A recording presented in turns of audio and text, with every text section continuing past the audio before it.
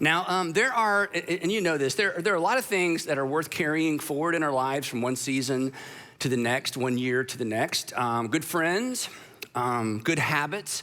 And then there are some things that we should leave behind, things that are not worth carrying from one season to the next, from 1 year to the next. And for the next few weeks, we're gonna talk about one of those things, because one of those things that all of us should get in the habit of leaving behind are excuses. Excuses are like paper walls, that from a distance, they look like real obstacles. From a distance, they look impenetrable. From a distance, they look like we really don't have any choice but to do what we're doing or not to do what we're not doing, or to not try or to not try again. In fact, from a distance, an excuse looks like an actual reason. Now, there's a reason I can't throw a 97-mile-an-hour fastball, right? But there is no actual reason for me not to.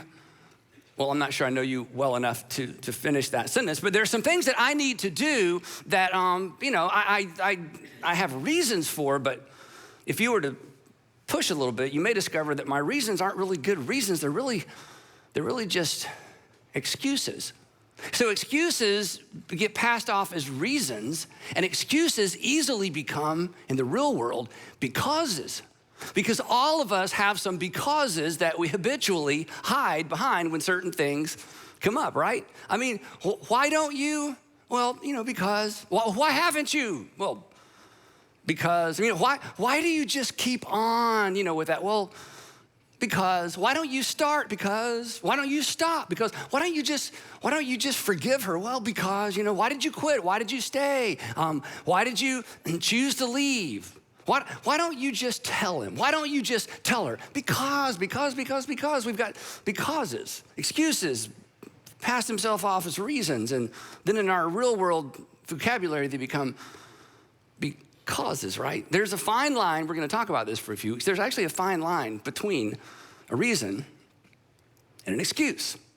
And one always disguises itself as the other. In fact, the way that we talk about or refer to excuses when we're talking about other people actually underscores this. What do we say when we think somebody's, they're making up excuses? We just say, hey, you are making excuses. In other words, you don't have any real reasons. You're passing these off as reasons. We hear because. But the truth is, I see what's going on here. You are making excuses. That is, you are just making things up. Or we say, quit making excuses. You are fabricating things. You are inventing things. Again, and the implication is, these aren't real. You think they're real. You're trying to pass them off as real, but I see what's going on here, right?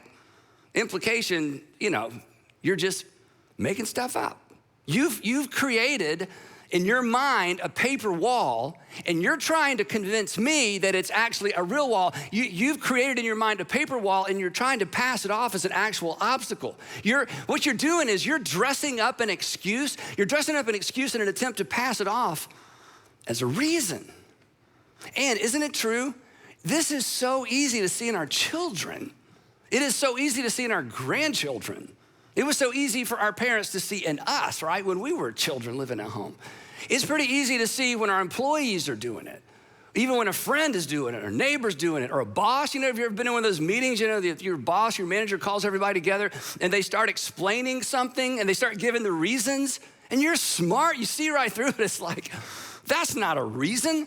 You had to come up with a reason because you're busted. You had to come up with a reason because things aren't going well. Those aren't the actual reasons. Those are excuses, and you're disguising your excuses as a reason.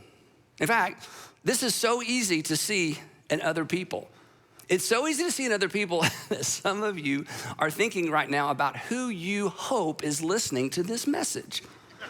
Or how do I get my kids to listen to this one? How much will I have to pay them? It was $20 last time. I don't know how much, has the rate gone up? In other words, it's so easy to see in other people. We hope everybody will recognize those aren't real reasons.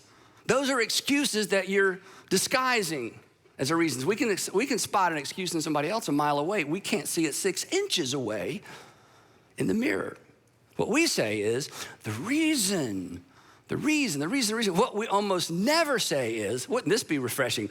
Well, my excuse is.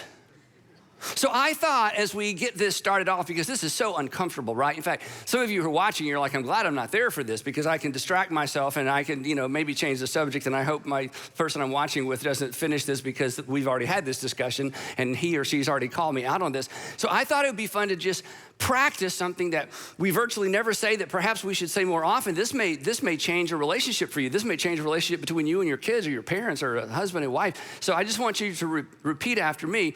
And just look straight ahead, no elbows, no texting. Did you hear that? Just us, okay? Just repeat after me. My excuse is, yeah, a little more, we're old. My excuse is, so repeat after me. You know what, honey? My excuse is, yeah, wouldn't that be refreshing? You know how you know it's be refreshing? Because you would love to hear him or her or your kids to say it. Why didn't you finish your homework? Well, Dad, my excuse is, wow, hey, at least we're on this, at least we're, dealing with reality, right? Why are you late? Well, my excuse is, what if nothing else, if we don't get anything else out of this series, what if we just quit disguising our excuses as reasons? And because, what if we acknowledge, you know what? This isn't real. I've just made this up. And here's the challenge, and here's the question we're gonna come back to for the next few weeks. Because this is emotional, and I'm gonna give you some illustrations, but they're kind of light, I'll admit that up front, but just to kind of get our head in the game. Is it possible, I'm not accusing you because I don't know you, is it possible, are you at least willing to consider that perhaps some of your reasons, some of your becauses are actually just paper walls? They're actually excuses, something you've created. And the thing is, you have a reason for why you created the paper wall, okay? The excuse, we present it as a reason, but there is a reason we make excuses. And if we ever get back to the source of our excuses, we'll probably drop some of the excuses or acknowledge, you know what? That's just an excuse for something else. A paper wall or an excuse, maybe yours are constructed of things that someone told you. Maybe something someone called you. Maybe something someone labeled you in the past. Maybe it's something that someone expected of you and you didn't come through. So now you're through, and anytime that topic or that challenge comes up, it's like, oh, no, because in your mind, I tried that and I failed. Nope, just not gonna do it. Is it possible, and I think this is all of us at some level, is it possible you've invented reasons to defend certain behaviors, reactions, overreactions? Why do you always overreact? Well, I'll tell you why I overreact, and then you present your paper wall. Why do you always whenever your mom, whenever your dad, whenever we see them, you just kind of light up. Why? Well, let me tell you why, and it's really just a paper wall. Now, you got a reason because we're rational people. We have to have a because. We can't say, I don't know. I have no idea, honey, but that's just what I'm gonna, no, we just, because. Is it possible you have created a paper wall or an excuse for why you procrastinate about certain things, why you neglect certain things, why you avoid certain things?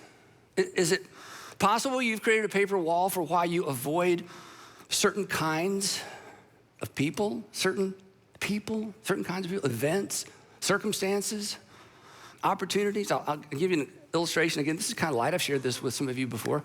When I was in high school, our high school went from 8th to 12th. We didn't have middle school, 8th to 12th grade. And so I was a failed high school athlete. Everything I tried out for did not make it. Now, I'm tempted to tell you why, because that's what we do, right? The reason, I'm tempted, as soon as I say that, I want to go, the reason is because we had a big high school, blah, blah, blah. But the point is, I didn't make it as an athlete, and I loved sports, but I just wasn't good enough. There, I said it. I just wasn't good enough, right? you got to get it out there, right? So what happened is, I just didn't like athletes. Starting in high school. I've told you some of this. So if you're an athlete, it's like, oh, no wonder he just walks right. No, I just, and you know why I didn't like them? Because I wanted to be one and I failed. I couldn't be what I wanted. So it's easier not to like them than to admit something about me. which is, I'm just gonna ask you a question. This isn't the topic, but I just can't pass by this. Maybe this is why you're watching. Are there types of people you just don't like? Rich people, pretty people, people who graduated, people who didn't graduate, college grads. Are there whole categories of people you don't like? You should pay attention to that because you think it's them. It's not. It's you. We're gonna come back to that. So just, put a little check mark by that, So here's what happened to me. So as I became, started doing ministry and got some kind of successful, I got invited to speak to all these sports franchises, college teams, and chaplains, do chapel before an NFL game. Teams would come to town. I get all these calls, and 100% of the time it's like, nope, I'm busy. Nope, I'm busy. Nope, I'm busy. I can't. I would love to lie. I would love to lie. I would not love to. I would be so intimidated. I don't even know who you are. I don't even know the rules to that game, okay? But I would love to, but I'm too busy, and I would pass off these opportunities to some of my friends. Oh, Andy, you're so humble. I'm so humble. It was just an excuse. I was just intimidated. I was just uncomfortable. Here's something. This is big. This is huge, okay? You know what is at the root of your excuses? And I know we've never met, but this is true of all excuses. At the root of an excuse is blaming something internal on something external. This is so insidious. It's something that's wrong with me, but it's so hard to look in the mirror to admit. So I decide it's not me, it's something out there. And the moment I decide it's something out there, I begin constructing a wall. And I think I'm protecting myself. I'm actually hemming myself in, and I'm keeping myself out of opportunities. And maybe relationships, and maybe better relationships, because of something I just won't admit to myself. You know what happens? I won't sounds like, well, I can't. The truth is I won't, but I'm not gonna say I won't. I just say, I can't. I'm afraid to try sounds like, well, then that's just not my thing. That's just not me. I don't really care about that. The truth is I'm afraid to try, but I'm not gonna say I'm afraid to try. I'm gonna say, you know what, that's just not my thing. And after a while, this becomes like a reality. Again, it's an excuse. It's a reason I've manufactured. It's a because I hide behind that you hide behind. So back to the sports thing for a second.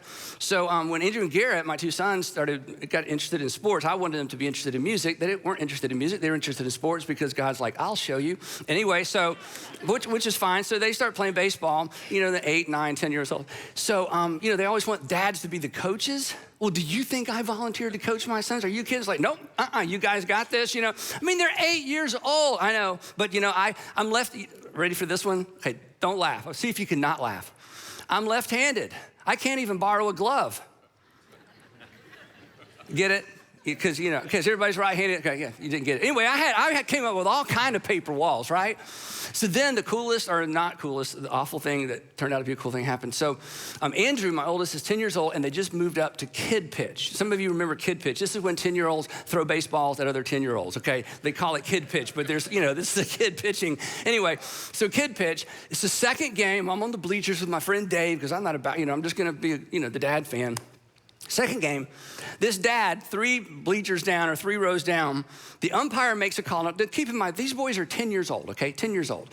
And this dad goes berserk. He jumps down, he is standing behind the umpire, his hands are wrapped around the chain link fence, and he is screaming at the umpire. They are 10 years old, he's lost his mind. And the umpire turns around and says, okay, and he knew his name, he called him by name because he had done this before. He said, you need to sit down, I'm gonna throw you out of the park. And he's just, he throws his dad out of the park, says, leave the park. He says, we're holding the game so you leave the park. And he's cussing, and I'm sitting there going, what have we signed our kids up for? Then our coach, daddy coach, comes out of the dugout, and he starts getting on the umpire about the call and throwing his buddy out. So the umpire, now some of you are like, yeah, seen this 1,000 times. Others of you are like, I'm not allowing my kids to play organized sports, okay? If I ever have kids. So then the umpire, I'm not making any of this up, umpire throws our coach out. You're out, leave the park. Then the assistant coach comes out, and this is almost a quote. So I guess if you're gonna throw him out, you're gonna throw me out too. Throws the assistant coach out, calls the game. The boys are 10 years old. They're like, this all happened within, a minute and a half, right? The game over. Now, they're 10 years old. Do you know what their biggest concern is? Are we still going to Brewster's? Does this mean we can't go to Brewster's? I mean, they're 10 years old. They want, that's an ice cream place for those of you who live in different parts of the country or the world. Yeah. So then the coaches, get the boys together and they're apologizing. The umpire walks out and says, you two, out of the park, you cannot come to the next 2 games. Yeah, he wasn't messing around. So there's Dave and I, and we were the only dads there, some moms, and it was an afternoon game. And the coaches come over and say to me, Andy, look, me and so-and-so, we're out. Would you and Dave coach the next 2 games? And I'm thinking, I know I can at least not get thrown out of the game. Okay, I think this is something that if the bar is as low as don't get thrown out of the park, I can do this. I got this. Now, my point in telling you is this. Because of some silly way I thought about myself, and again, you think I'm exaggerating? I promise I'm not. Because of, they're them and I can't do that, and these guys know all about baseball. Look at them, they're all professional, they used to be college athletes, and I don't measure. Because of some stupid, honestly, just paper wall, I almost missed out on one of the greatest joys of my life. Because from that moment on, I started assistant coaching my boys' baseball teams. And when I look back on those pictures, and when I drive by those baseball parks, it is still emotional because of the joy to be with my sons, to learn. I mean, it's just that season is one of the greatest seasons of my life. And I'm telling you, I almost missed it because I thought, oh no, I can't. Now here's the point. We all have these. And here's the thing. Do you know what's on the other side of this? We don't know. We just think we know. And because we think we know, we're like, I'm too afraid, I can't do that, I'm not talented enough, I didn't get education, I don't know anybody, whatever, right? So, is it possible? Just you gotta think about this. Is it possible you're missing out because you've walled yourself in? Is it possible that a because is actually an excuse? And you don't accept these from your children, you don't accept these from the people that you care about, you don't accept these at work. Why in the world would we accept these from people in the mirror, the person in the mirror? And maybe most importantly, why are we talking about this in church? Here's why. This is so important. There is a relationship between your ability, not your willingness. I want to be clear about this. There is a relationship between your ability to follow Jesus and your willingness to push through your paper walls and to acknowledge that your reasons are excuses, your becauses are actually excuses. And the reason I say that is because our excuses compete for lordship of our lives. An excuse can become your king. An excuse can become your master. An excuse can become your boss. Because you know what excuses do? Excuses tell you what you can't do. You can't do that. You shouldn't try that. You shouldn't try that again. You should not talk to him. You should not apologize. You should not acknowledge that. You should, you shouldn't, you should, you shouldn't. And next thing you know, your excuses are telling you what to do. You can't succeed at that. Nobody, somebody already tried. You remember what they said. You remember what they had said last time. Next thing you know, your excuses are your king. They're sitting on the throne of your life. And if you're a Christian, you could spend the rest of your life singing about King Jesus and serving King Excuse. Excuses, if you don't like that, the throne analogy, I'll modernize it. They can become a board of directors. Nah, don't try that. Don't talk to him. Don't talk to her. Don't show up for that. Don't go early. Don't let them know you're coming. Don't acknowledge that. Don't admit that. Don't admit you're wrong. Why? Well, because let me tell you what's on the other side of this. So I know the answer to this, so you don't have to answer it out loud. And I hope I'm not, insulting anybody, but do you want excuses to be the boss of you? I don't. And we've never met, but I know you don't. But they will be the boss of us until we acknowledge they're not reasons, they're not real becauses, they're just the becauses and reasons we give, they're just excuses. We're making stuff up. And I want to be fair, there are reasons why we make things up. There's something behind why we make things up. There's something behind why something inside of me causes me to blame something outside of me. But either way, regardless of the reason, regardless of the cause, regardless of the fact that if I heard your story, I would say, oh my goodness, yeah, if that had happened to me, I have all kind of paper walls when it comes to relationships or money or sexuality or any other topic. I mean, I get it, goodness gracious, right? But in spite of that, you don't want excuses to be the boss of you. You don't want to get to the end of your life and look back and think, good grief, I spent my whole life behind this stupid wall that was nothing other than something I made up based on what somebody told me, something I believed, something I heard, something I read, something I was afraid of. So in the book of Hebrews, in the Old Testament, New Testament, the Bible's divided in two parts. In the New Testament, the New Covenant, there's we call it a book. It's not really a book, it's a sermon called Hebrews. We don't know who wrote Hebrews. And in the document or the book of Hebrews, the author is trying to get some Jewish Christians not to use the difficult time they're going through as an excuse to quit following Jesus. Because they were following Jesus, they hit some bumps. There were some difficult things going on. So he's saying, look, please don't give up following Jesus because of these difficult things. That's not a good reason. That really, you're making an excuse. And in the midst of this conversation, in the midst of this document, he gives a general principle that whether you're a Bible person or not, a Christian person or not, this is just great advice. And here's what he says. He says, look, I know what's going on.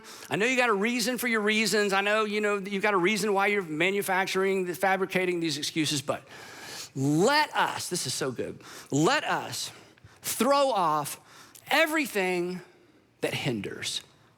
Let us, as you think about the future, as you think about moving forward, he says, I want you to throw off anything that hinders. And it's sort of an analogy. It's kind of a sports analogy, strangely enough. I don't use them much, but if they're in the Bible, I can't avoid them. Anyway, he's talking about running. He says, anything that hinders you from running, from racing, from staying in your lane, you just need to get rid of it. Rid yourself of every encumbrance. Rid yourself of anything that's an impediment that trips you up. And this is so fascinating, or as an example of, and the sin that so easily entangles. Now, if you used to be a Christian or you're exploring faith, what I'm gonna say next is so important as you think about moving forward. And maybe if you've been a Christian a long time, this will put some things in perspective.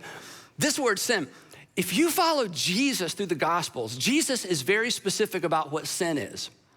And he doesn't give a list. Here's 5 things not to do, here's 4 things. He doesn't do it that way. Do you know what sin was for Jesus? It's so consistent. Sin was anything that hurt someone. Sin was anything that hurt someone, and sin was anything that hurt you. Which makes sense because for God so loved the world and he loved the people in the world, then he doesn't want the people of the world to get hurt and he doesn't want them to hurt each other. And you're like a good parent, when you see somebody do something to one of your kids or one of your kids does something to a brother or sister that hurts them, you're not upset because they broke a rule. You're upset because your child got hurt, whether there was a rule about that or not. From now on, there's gonna be a rule, but we don't do that because it hurt your brother, hurt your sister. So anything that hurts another person, that's what sin is. And if you hurt yourself, from God's perspective, who loves you, that's a sin. Lying is a sin. Lying is a sin because you know what lying does? We talk about this. Lying breaks a relationship. You can't have a real relationship with somebody who lies to you. Lying breaks a relationship. Well, anything that breaks a relationship breaks God's heart because God's about relationship. So lying is a sin. And lying to yourself is a sin. Lying to yourself is a sin because lying to yourself hurts you. An excuse, if you want to look at it from this perspective, an excuse is really just a lie we tell ourselves about ourselves. I can't. I'm not good enough. I tried. I don't, a lie, an excuse. It's just a lie we tell ourselves. We tell the person in the mirror about ourselves. And when we lie to ourselves, we hurt ourselves. And when we hurt ourselves, we sin against ourselves. So when the author says, I want you to get rid of anything that's an impediment to you running your race and the sin that entangles you, it includes this. In fact, some of you have lied to yourself. You've got so many paper walls. In fact, before this series is over, maybe before this day is over, maybe we've already gotten there, some things have already come to mind. You've lied to yourself. You've hurt yourself. which means, this is odd, but you owe yourself an apology. You should go home, sort of being facetious, but maybe this would help you. You need to go home and look in the mirror and apologize to yourself. You know what, I've been lying to you, Andy, and I've been holding you back. I've been making up things and calling them reasons. They're not reasons. I've got all these becauses, but I've been lying to you. I'm not gonna lie to you anymore. I promise never to do it again. Because those aren't reasons. That's just stuff I made up, and I'm standing here behind it like I can't move forward. And it's because I'm believing something and telling myself something that's just not true. So he says, come on. This is great advice, Christian or not. Throw off everything that hinders you and the sin that so easily entangles you. In other words, no more excuses. He says, and once you do, you're gonna be free. Back to the running thing. You're gonna be free to run. He says, and once you do, this is so, you can almost hear the music in the background. And let us run, he says, let us run with perseverance or endurance, the race marked out for us. Now, this is a fascinating thing. Whether you're a religious person or not may determine how you interpret this. But if you're a Christian and you grew up with the notion or you believe that God has a plan for you, that's your race. That God has a will for your life, for your family, for that you do something on purpose and end up with purpose and look back on your life and feel like, hey, my life mattered. He says, the author says, look, I want you to run the race. There's a race that's been marked out for all of us Jesus followers, and then there's a race that's been marked out for you specifically. And if you're not a Jesus follower, if you're not a Christian, you've got goals, right? You've got some mental picture of what could and should be for your future and your family. And the author is saying, look, don't lose your own race. And don't lose your own race because you blame things that really weren't even real to begin with.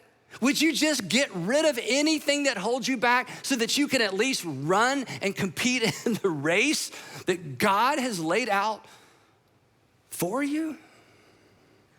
Yeah. Instead of just making stuff up. Now, what he says next, I want to tell you what he says next before I show you how the author says it next. This is such a huge idea. This could be a message in and of itself, but we talk about these kinds of things all the time, so I don't want to just keep going back and back and back. What he says next, and this is so subtle and this is so challenging, he says, you need to quit focusing on yourself. Do what? He says, yeah, you need to quit focusing on yourself. If you live for yourself, you only have yourself to show for yourself, right? Live for yourself. In the end, you only have yourself to show for yourself. Great funerals, you know what a great funeral is? There's so much to celebrate, we run out of time. Do you know what a bad funeral is? Nobody wants to speak for the deceased. Pastor Stanley, you've got 30 minutes. We got nothing. Well, I don't even know. Well, it doesn't matter because there's not a lot to talk about. Just, let's just get through it, right? Live for yourself. You'll only have yourself to show for yourself. People who build paper walls, and again, nobody does it on purpose, but people who build paper walls and live behind paper walls, people who make excuses, rarely make much of a difference. Have you noticed that? People who live behind paper walls and make excuses, even though their reason, we buy their reasons, at the end of the day, they rarely make much of a difference because paper walls keep you and keep me from being engaged. Paper walls, they make us small. They make us self-absorbed. Paper walls, they rob you and they rob others. And paper walls rob the people around you of you. Here's a harsh reality. This is super deep. You may not agree with this, and that's okay. Excuses, not always, but maybe more times than we want to admit. Excuses are often selfishness disguised as humility. Oh, that was me. Like, thanks for that opportunity, but I'm busy. Liar. You sound so humble. You let the other pastors have that opportunity. You look so humble. You're just afraid. Sometimes our excuses, they come across as humility when it's really anything but. Now, if you're not a religious person, not a Christian, exploring faith, but not quite there yet, I need to drop you off right there. You're certainly welcome to listen to the rest of the message, but I'm just gonna leave you there. So between now and next time, don't miss next time, just acknowledge, start looking for paper walls and decide you're gonna throw off anything that gets in the way of you finishing the race that you have set out for you, whether you think God has set one out for you or not, okay? Because this is relevant to all of us. But if you're a Jesus follower, there's more. If you're a Jesus follower, the author says, oh yeah, one more step. This is so powerful. And many of you have heard this verse so many times, you've memorized it.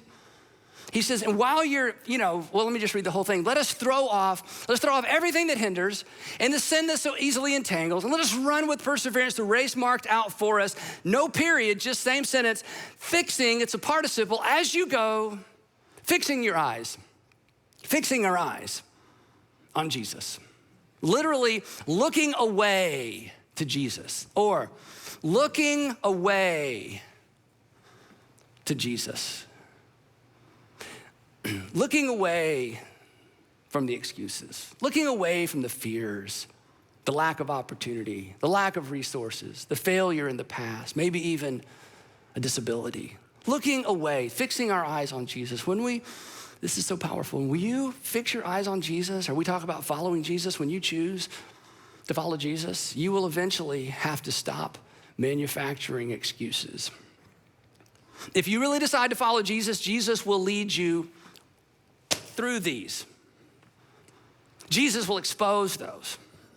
If you follow Jesus, you will eventually have to stop manufacturing excuses, because you'll eventually have to stop lying to the people around you and lying to yourself. We will stop hiding behind the why nots. And I know this is a little hokey, but it's true. We'll begin asking, why not? Why not forgive? Why not initiate that conversation? Why not try again? Why not sign up? Why not finish my education? Why not just pay off that debt? Why not just be honest with her, be honest with him? Why not? When you follow Jesus, he's gonna lead you through all this nonsense. And what was so scary and what shut you down one minute, it's gonna be an opportunity the next, because he loves you. And you know this, right? The people who do the most good in the world are often the people who have the most reasons not to. I mean, aren't those the stories where like, oh my goodness. I mean, they didn't have paper walls. They had actual reasons. And look at what they accomplished in the world. They just took what they had and they did something with it. And instead of, spending all this energy coming up with becauses and reasons and excuses, they just did what they could, and they've done remarkable things. I feel like my dad's one of those people. Sandra's dad is one of those people. So you, dad, why don't you be one of those people? Mom, be one of those people. High school senior, be one of those people. Single adult, new to Atlanta, just be one of those people that decides, you know what? It doesn't matter what I have or don't have. I'm just not gonna live my life behind a fabricated reason and excuse. I'm almost done. There's a relationship between our ability to run our race with endurance and our willingness, and it's willingness, it's not ability, and our willingness to acknowledge that we're living behind paper walls. There's an undeniable relationship between your ability to become what you want to become and to fulfill your potential, whether it's spiritual or not. There's a relationship between that and your willingness to acknowledge excuses for what they are. And then for those of us who are Jesus followers, there's a relationship between our ability, not our willingness, our ability to follow Jesus, and our willingness to acknowledge an excuse for what it really is, something that hinders us. So, whether you're a religious person or not, Christian or not, here's what we can all agree on. We all need to shut down the excuse factory. We all need to get in the habit of saying, well, my excuse is, my excuse is, I've never been, my excuse up until now has been, because they just weigh you down, they hold you back, they rob you of potential, and you know what? They make you small. They make us small. They make us self-centered. And we pass it off or try to pass it off as humility. Some things are worth carrying forward season to season. Some things are worth carrying forward year to year. Excuses are not one of those things. They need to be left behind. And if you choose to leave them behind, you'll be better off. And if you choose to leave them behind, your family will be better off, or your future family will be better off. And if we all decide to leave them behind, the world will be a better place because we will be free to follow our Savior instead of saying no for reasons that are no reason at all. So, let's shut down the excuse factory. Let's move beyond our paper walls. And in part 2, I'll start the process of telling you how. So don't miss part 2 of paper walls, moving beyond the excuses that hold you back. Before you go, 3 questions to keep the conversation going, or maybe to get the conversation going with the folks that you're watching today. Number 1, if you ever exposed and discarded a personal excuse, in other words, maybe you're listening to this going, hey, I did that one time. I realized that there was something, I used this excuse for a long time, and I finally realized, no, this is just an excuse. If you've been through this process, you should share that with your family, or you should share that with the people in your small group, because some of that's gonna be in common with what we talk about next time. Number 2, during the message, were you reminded of something you tell yourself as a way to avoid responsibility or opportunity? Number 3, have you been lying to yourself? Do you owe yourself an apology? Parents, grandparents, one of the most important things we can teach our kids is how to discern or differentiate between an excuse and a reason. And one of the best ways to teach it is to model it. So let's go first, and let's go first out loud. Let's not run the risk of losing our own race. Heavenly Father, thank you for the reminder. Thanks for calling us out from behind the things that we hide behind. Father, we all struggle with this at some level. We are insecure, we're afraid, we have failures. It was a failed relationship and failed financially. We tried, somebody made fun of us. There's all kinds of things. And Father, we know it's kind of silly, but it is real, real, real. So give us eyes to see. Give us the courage to respond. And I pray that as a result of our time together today, as a result of our time together through this series, that we would be free to live the life you've called us to live. And that we would model for the next generation what it looks like to punch through the paper walls. In Jesus' name, amen.